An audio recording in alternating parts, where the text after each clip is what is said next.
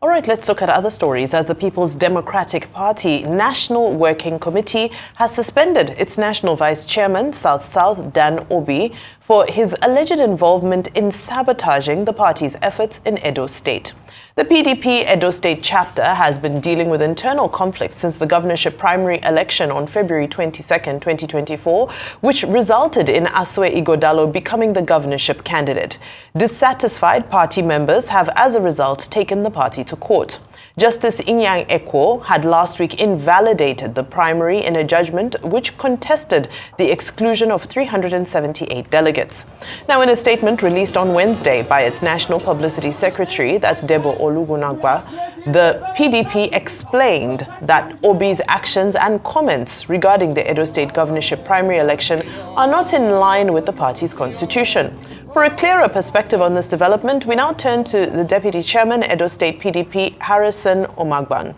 He will discuss the suspension of the PDP National Vice Chairman and the likely effect on the party's chances in the Edo State governorship election. Good afternoon, sir, and a very warm welcome to the program. Thank you so much, and thanks for having me. All right, now let's get straight into it. I've laid out some of the issues on the ground, including what is becoming the controversial candidacy of Asue Ighodalo based on what the court has ruled concerning the primaries in the PDP.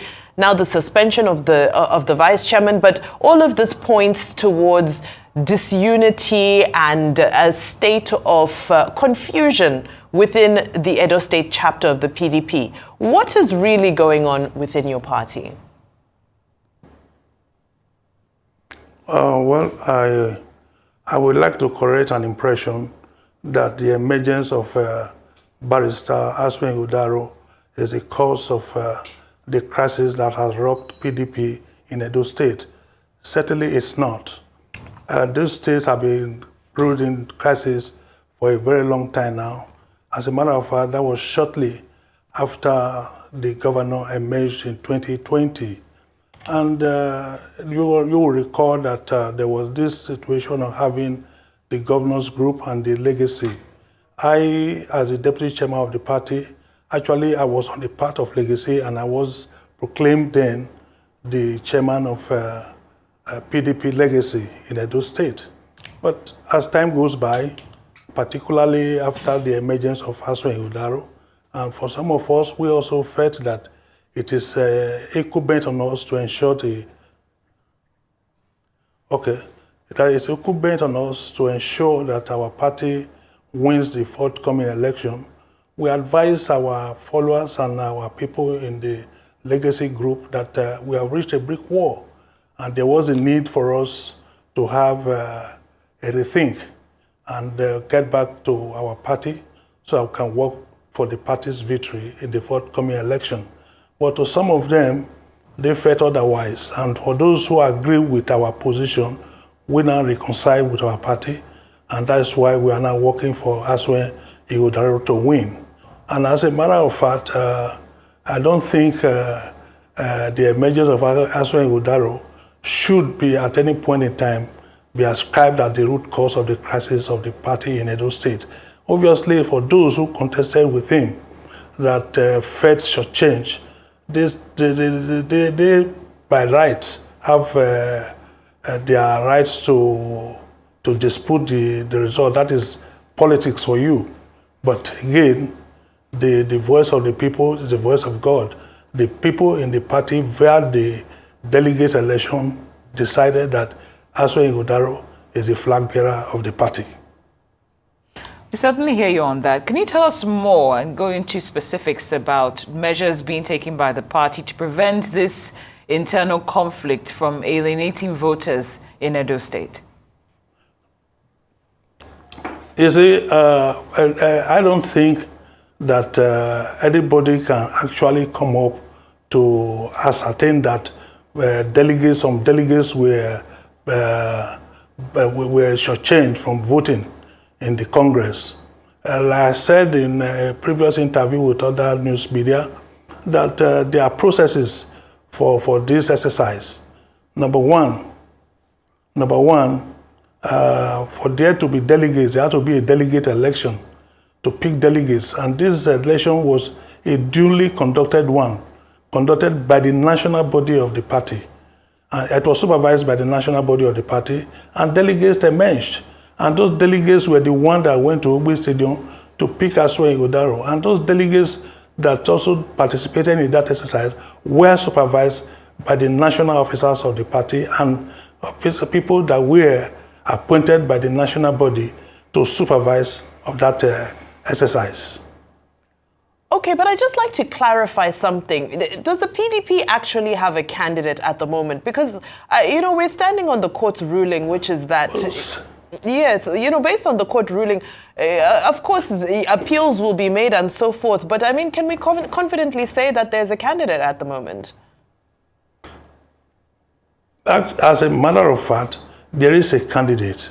And don't forget, while we were in prelude to the State House of Assembly, National Assembly primary elections, primaries, there was also delegates election.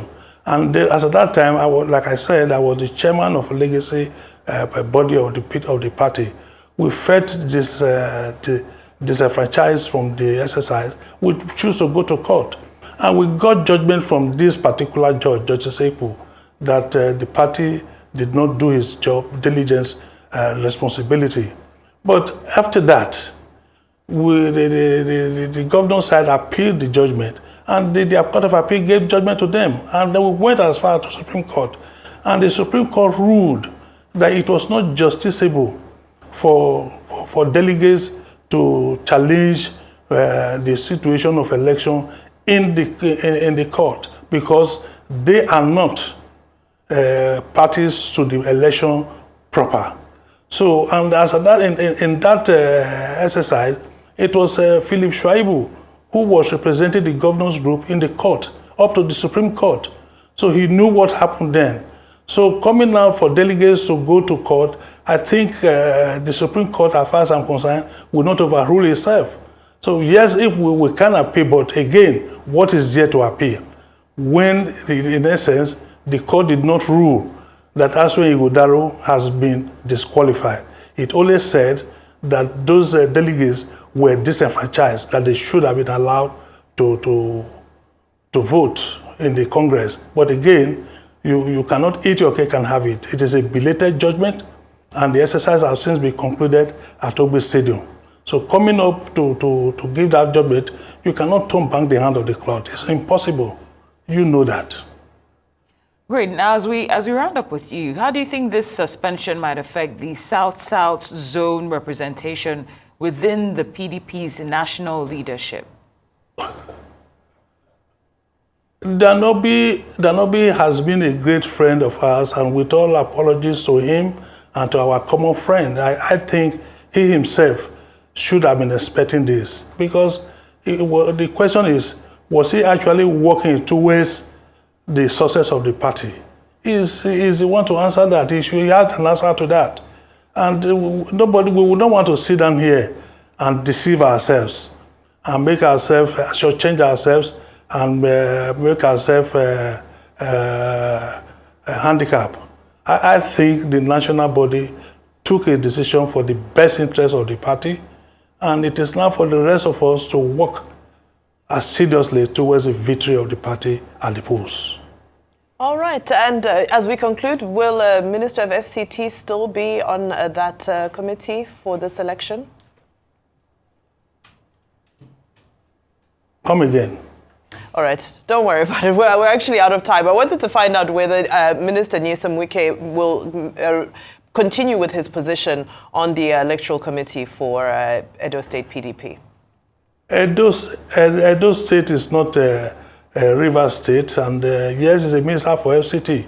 So whatever he says in FCT or River State, it's up to him. We are Edo State, and we work for the governorship of Edo State to emerge.